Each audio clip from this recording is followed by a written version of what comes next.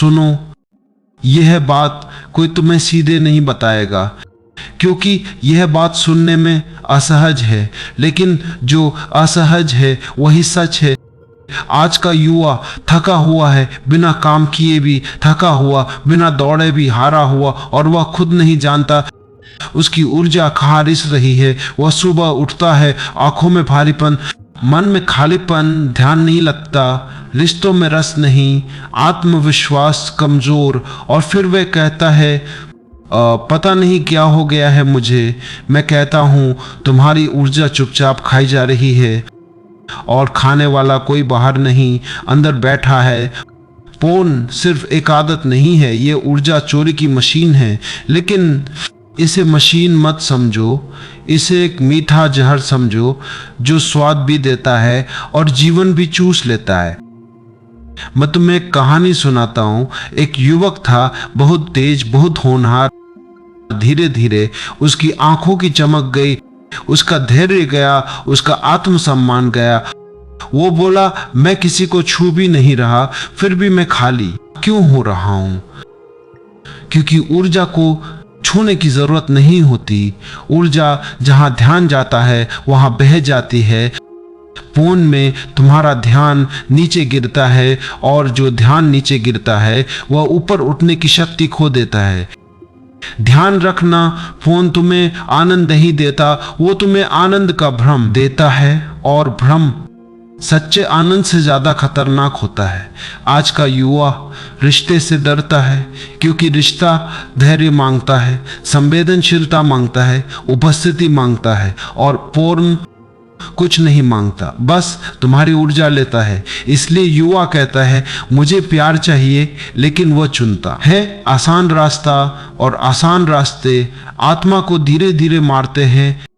एक और कहानी, एक व्यक्ति प्यासा था, उसके सामने खारा पानी था और थोड़ा दूर मीठा झरना। वो बोला झरने तक चलने में मेहनत है। उसने खारा पानी पिया, प्यास बढ़ गई।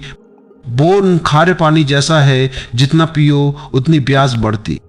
ध्यान रखना, फोन तुम्हें वास्तविक जीवन से काट देता है। तुम तुलना करने लगते हो अपने शरीर से, अपने साथी से, अपने अनुभव से, और तुलना आनंद की हत्या है। युवा फिर कहता है मुझे कुछ महसूस नहीं होता। हाँ, क्योंकि तुम्हारी संवेदना शून्य हो रही है। फोन डोपामिन देता है, लेकिन संवेदना छीन लेता है। अब एक बहुत कड़वी बात, फोन तुम्हें स्त्री या पुरुष का सम्मान नहीं सिखाता, वह तुम्हें उपभोग करना सिखाता है। और जो व्यक्ति उपभोग करना सीख जाता है वह प्रेम करना भूल जाता है। अब यहीं एक गहरी चुप्पी, कुछ मत सोचो। अगर यह बात चुभ रही है तो समझ लेना यह सच के पास है। सुनो, अगर सुनते समय तुम्हें असहजता हुई तो घबराना मत। असहजता इस बात का संकेत है कि तुम अब भी जिंदा हो। सबसे पहले एक बात साफ कर लो, फोन से लड़ना नहीं है, फोन से नफरत नहीं करनी है, क्योंकि जिससे तुम लड़ते हो वह और मजबूत हो जाता है। समस्या फोन नहीं है, समस्या है अचेतन जीवन। फोन सिर्फ एक लक्षण है, लक्षण को हटाने से रोग नहीं जाता।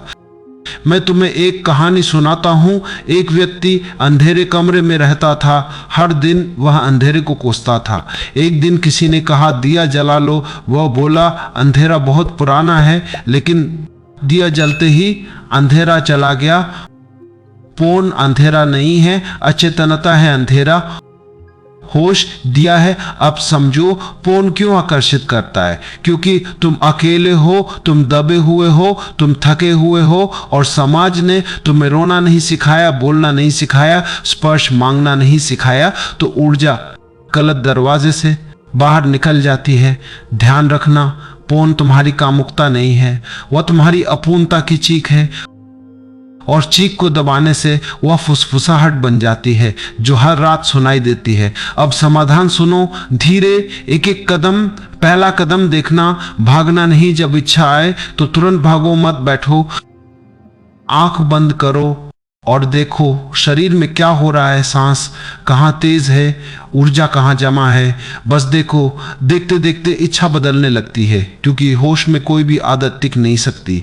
दूसरा कदम, ऊर्जा को ऊपर उठने दो। फोन में ऊर्जा नीचे गिरती है, तुम्हें उसे दबाना नहीं है, तुम्हें उसे ऊपर ले जाना है।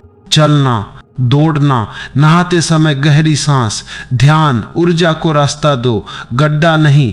तीसरा कदम, खुद से सच बोलो, अपने आप से कहो, मैं बुरा नहीं हूं, मैं कमजोर नहीं हूं, मैं बस जागरूक नहीं था। अपराध बोध फोन का सबसे बड़ा दोस्त है, जितना शर्माओगे उतना फंसोगे। एक और कहानी, एक युवक खुद से नफरत करता था। हर बार गिरने के बाद एक दिन उसने बस इतना कहा, ठीक है मैं इंसान हूं। उसी दिन चक्र टूट गया। करुणा मुक्ति का पहला द्वार है।